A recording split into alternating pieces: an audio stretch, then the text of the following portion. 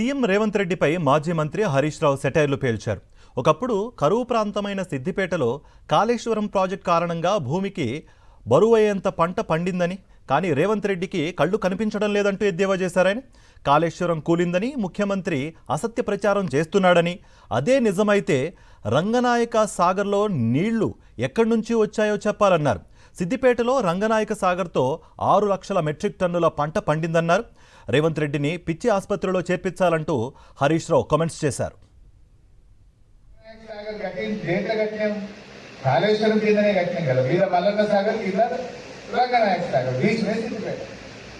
మరి కాళేశ్వరమే కాకపోతే రేవంత్ రెడ్డి అంటాడు అరే కాళేశ్వరం కూలిపోయింది, उसको पागलखाना दवाखाना में ज्वाइन करना है, नहीं तो सिद्दिपेट तो आके देखो तुम, उनके आंखों के सामने कैनाल में पानी जा रहा है, बह रहा है, रोज खेती में पानी जाना है गोदावरी का.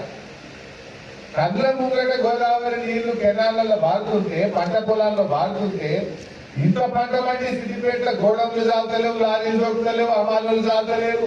అది ఏ పంట పండిందిరాపై సిద్దిపేటలో 6 లక్షల మెట్రిక్ టన్నుల పంట పండిందంటే కాళేశ్వరం కూలిందంటే క్యాబున్నామే.